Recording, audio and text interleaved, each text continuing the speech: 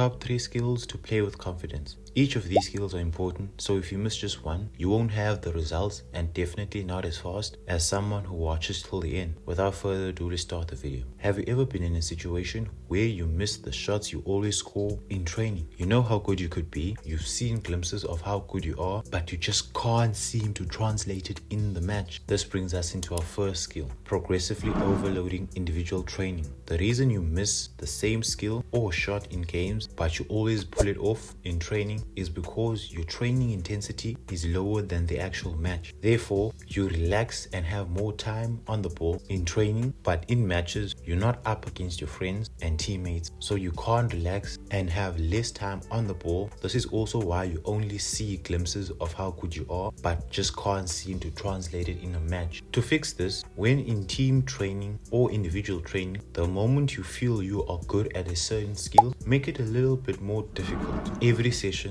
So for example, if your last training session you juggled to 100 and that was your best, then now the next training session do 10 more and continue to do this with your shooting, crossing, etc. Make every little action a little bit quicker, faster, sharper. And you'll see the more you do this, the more you'll be good in training and matches. Have you ever been in a situation where you make a bad pass, a bad first touch, or you control the ball badly, then fans and players laugh at you and insult you, then you start overthinking things, and by overthinking, you make another mistake, and this cycle goes on and on and on until the coach substitutes you off and you become a bench player. This brings us into our second skill, positive self-talk. Yes, telling yourself every day you're him is kind of weird, but if the people you look up to do it and it helps them get out of this cycle, why don't you try it? It worked for them, it worked for me, it'll probably work for you too.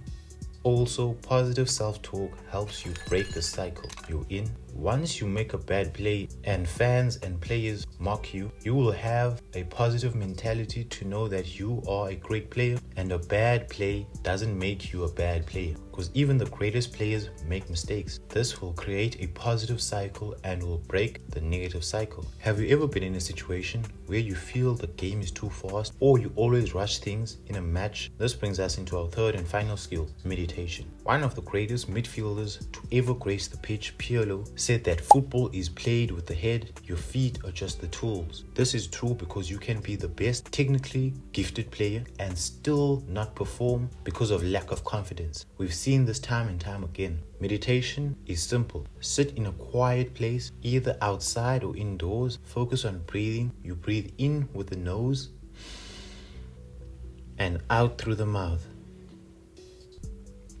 It's fine if your mind wanders. Just when your mind starts to wander, take it back to the breathing. That is equivalent to 1 rep. Like the video if you liked it and subscribe to learn more about football. Peace.